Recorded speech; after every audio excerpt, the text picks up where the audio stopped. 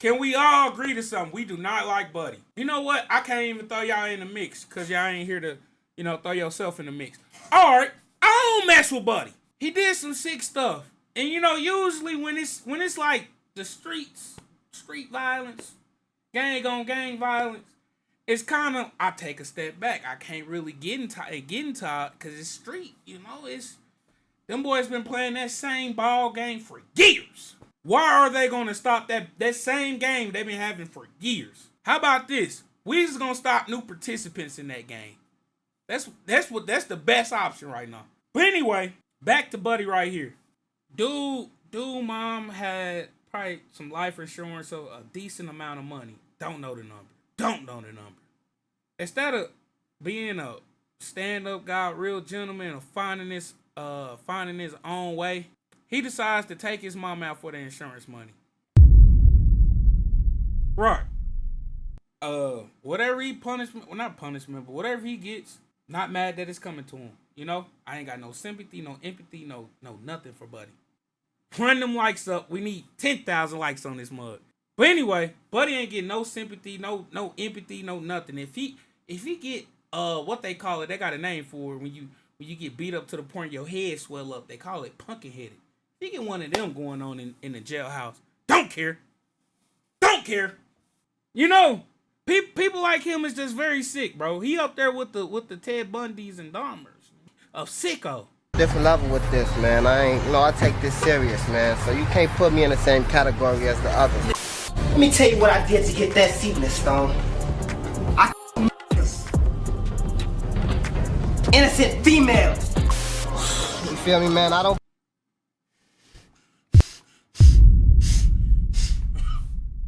Well, all the best jokes got truth in them. I swear to God, you hear a joke, you get to laughing real good. It's some truth in them somewhere up in there. Anyway, dude sick. I don't know if that was one of his music videos or something he was acting in. He's in Chicago. They got all kinds of opportunities up there. That's what you seeing on camera? Huh? I don't play no games. I don't play no games, man. I do this for real, bro. I don't got no problem with giving back, man. Kwame Wilson lost his mother to gun on November 14th. My mother, she was a neighborhood woman. A guy entered her home, and murdered her, just. So he decided to have his mother to get his hands on her insurance policy. On Friday, January 31st, Cook County Judge Stanley Sachs sentenced QC to 99 years in prison for hiring a hitman to do the job. Just interviewing him involved in a 1010 on Tier 3G.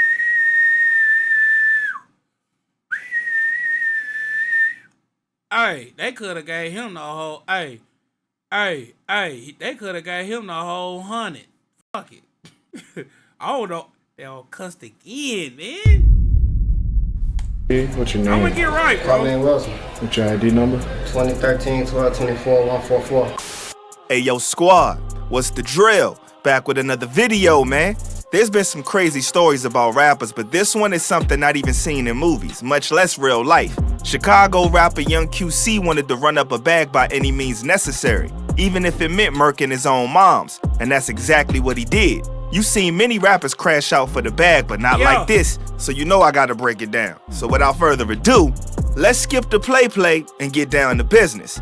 Born Kwame Wilson of Chicago, he adopted the rap alias Young QC to try to leave his mark in the rap game and make it big to live the lavish life. The crazy thing is, he already had the lavish life. Going back to the days as a kid, Young QC lost his pops to the justice system after he was put away for life. According to the Chicago Tribune, his pops, Jeffrey Todd Wilson, was a notorious gang leader who was charged with a hit and aggravated arson in 1990 in an apartment fire that slayed 2 men.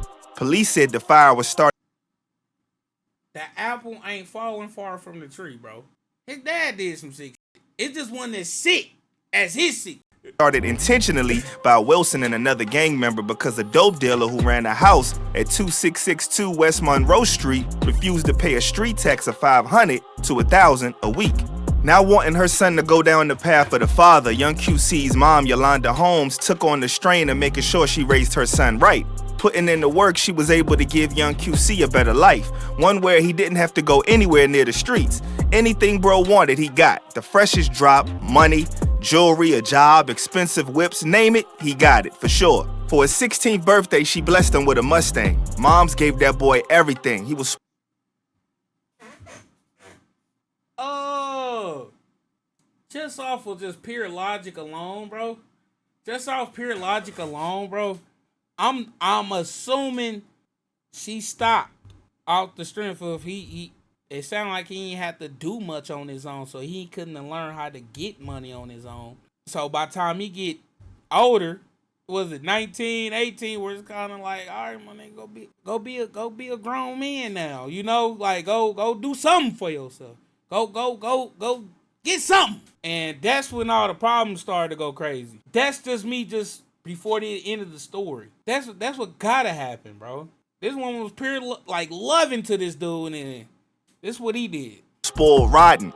She was well known in the community due to her big heart and how she cared for others. She was the owner of the popular Nappy Heads beauty salon and used her success as a way to give back to families and kids. From the outside, it appeared that young QC appreciated the life his mother provided for him, going as far as getting her name tatted on his arm.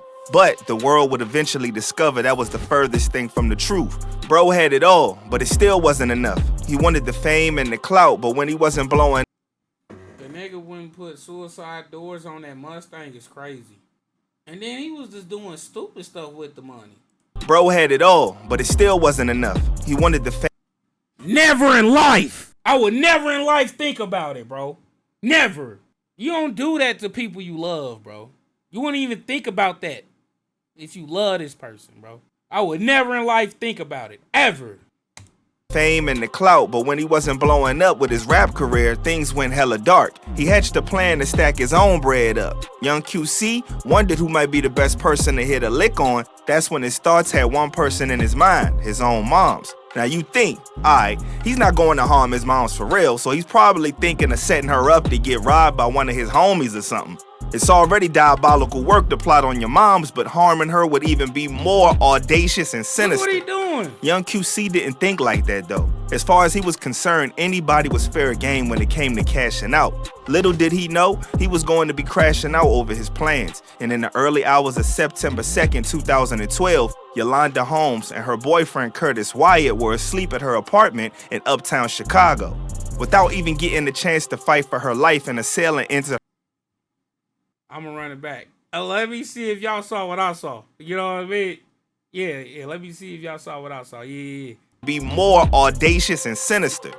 Young QC didn't think like that though. As far as he was concerned, anybody was fair game when it came to cashing out. Little did he know, he was going to be crashing out over his plans. And in the early hours of September 2nd, 2012, Yolanda Holmes and her boyfriend Curtis Wyatt were asleep at her apartment in uptown Chicago. Without even getting...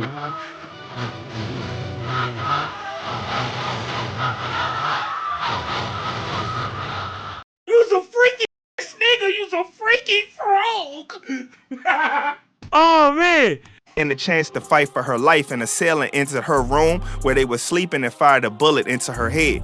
Jumping out of his sleep, Curtis engages the shooter, like and they got into it. Since you niggas said that, I can't unsee the frog in him. For real. Holmes and her boyfriend Curtis Wyatt were asleep at her apartment in uptown Chicago. Without even getting... I ain't gonna lie, the whole clip is flagrant, bro. The walk up. Hey, look, the walk up. The walk up, lean a little bit, fake lean. You ain't a big nigga, so your body ain't really teetering and tottering, nigga. You doing all the teetering and tottering, bro. The pause, the look in the camera, I'm talking about the whole clip is flagrant, bro. The whole situation is crazy, bro. I'm not running the clip. And the chance to fight for her life, an assailant entered her room where they were sleeping and fired a bullet into her head. Jumping out of his sleep, Curtis engages the shooter and they got into a tussle. The shooter gets the upper hand and knocks him unconscious with a gun butt to the head. Then he turns his attention back to Yolanda, stabbing her multiple times to ensure her life was ended. By the time her boyfriend Curtis came to, the shooter had already dipped. Authorities were called and the sight was like a horror story. When they arrived at the scene, detectives found a broken handgun on the bedroom floor in a park. I don't know who man's this is. Like, which part of the city claim this nigga? Which part of Chicago claim this nigga, man? Which part?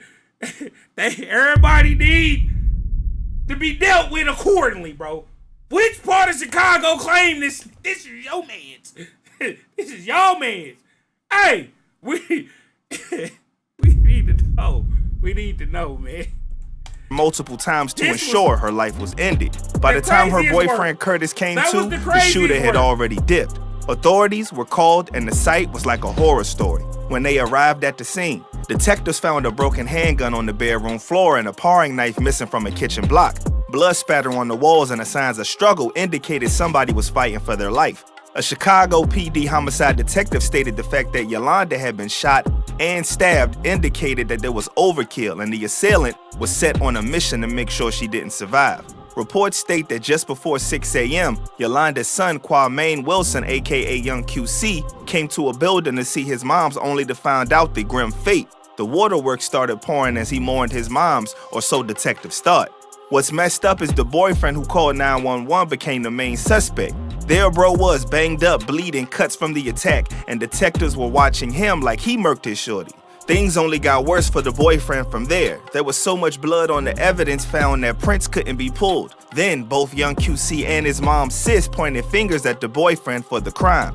Even with their suspicions, nothing at the scene was connected to the boyfriend, so detectives instead tried another angle to catch him lacking. Analyzing surveillance footage, they spotted a guy in a hoodie entering the building at around 4:32 a.m. and his hands were closed on a hanger and a detergent bottle. 14 minutes later, they witnessed somebody in a different hoodie exiting the building. Something stuck out to them in the footage. Looking closely, they noticed that the man had headphones when he was entering the building. The significance of this was that there was a broken headphone found in the apartment. It was the moment of truth. Finally, a break in the case. But when they ran the DNA against the samples in a nationwide database, it came up a dud. The case was stuck with no new leads coming in, while detectives were trying to solve the brutal homicide. Rico might be coming. We gotta hide the nurse! We gotta hide the nurse! Hold up! I need a panic sound. We gotta panic! The Rico is coming!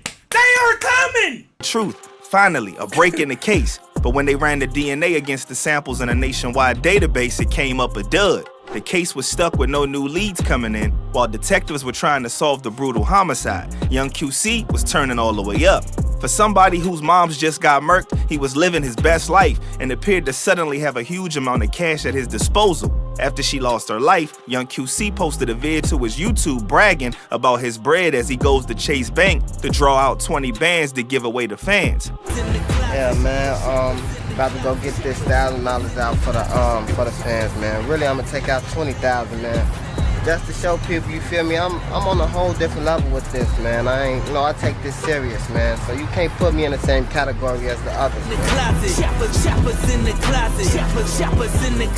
I ain't gonna lie. Anybody that made genuine, legit money wouldn't want all that walking in the bank with them. I'm just keeping it all the way hot, bro. I wouldn't. If I'm going to the bank, hey, look, if I'm going to the bank, bro, to get anything substantial, I don't want 1,000 niggas with me. Even though I probably should need 1,000. I don't want to go in there and give these folks all this important information that these niggas can hear me give her. My account number, my ID, my name, da-da-da-da-da-da-da. X, Y, and Z. They always give you a receipt on how much is in it. I don't want niggas to see that.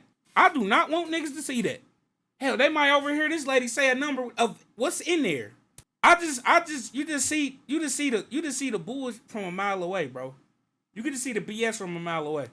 Amount of cash at his disposal. After she lost her life, Young QC posted a vid to his YouTube bragging about his bread as he goes to Chase Bank to draw out 20 bands to give away to fans. Yeah, man, about to go get this $1,000 out for the fans, man. Really, I'm gonna take out $20,000, man. Just to show people, you feel me? I'm on a whole different level with this, man. I take this serious, man. So you can't put me in the same category as the others. Later that night, he's seen surrounded by people tossing and giving up the money like a neighborhood hero. But this sound like God, don't it? Yeah, I'm tired. And y'all got to pay y'all time. Call my phantom the whole nigga. It appears young QC was trying to gain clout by creating this image that he's up and giving back to the community, but his antics slowly started to gain the wrong attention. You feel me, man? I don't play no games. You feel me? I don't play no games, man. You know, I do this for real, bro. I don't got no problem with giving back, man. I'm the only... Bro, this nigga sitting in this car with about $30,000. Mind you, it's like a 08 Mustang, 07 Mustang, before they got this new generation Mustang. This nigga is really hood balling, or whatever you want to call it. Only one out here with a show that's actually giving back, you feel me? And I got proof to show it, you feel me? I still can't unsee the Shout out to this fan I'm finna go slide on, man. I'm finna take care of you. Put choppers in the closet. Choppers in the closet. Young QC had a sudden surge of flex money. Bro withdrew upwards of $90K from his mom's account over the months and went on a spending spree buying new drip, new ice, even tricking out his whip. Put choppers in the closet. Choppers in the closet. Motherfucker, yo, word on the street. Turns out, bro got a huge bag from his mom's insurance and inheritance, and he wasn't even trying to hide it.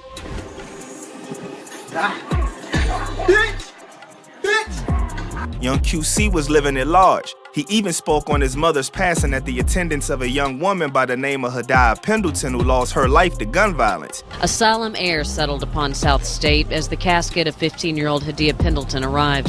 Hers wasn't a life that was to turn out this way. She was a cut above the street that has plagued our city. Dude, Kwame sick, Wilson bro. lost Look, his you mother on to the gun news? on November 14th.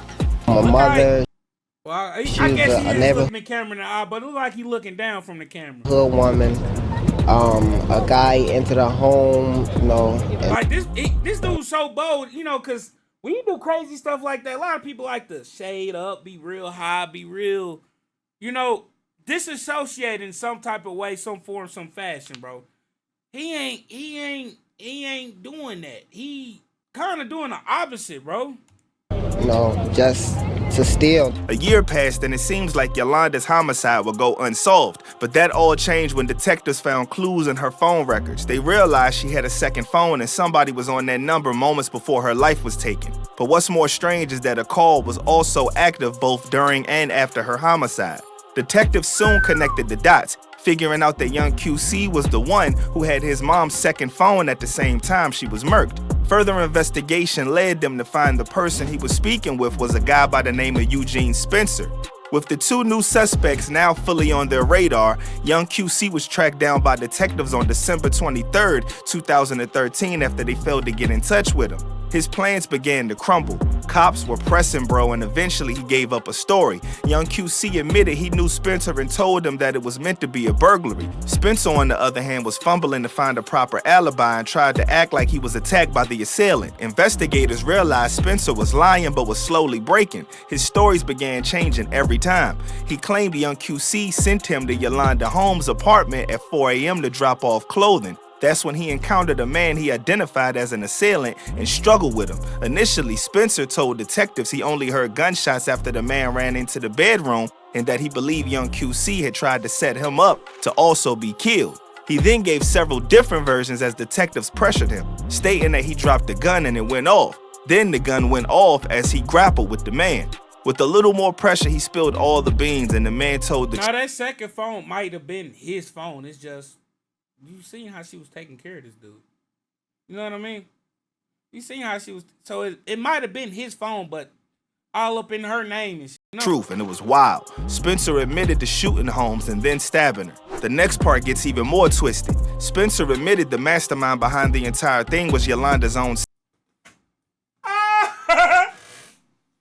I ain't gonna lie. Every time it's gonna kill me. I ain't gonna lie, it's gonna kill me every time. son, young QC, and he promised to dance. pay him a couple Yeah, thousand for the hired hit on his mom's. Young QC provided him with the weapon and everything allegedly. Spencer claims young QC called his mom's 40 minutes before and told her that he was coming over, not knowing it was Spencer who she'd be letting in.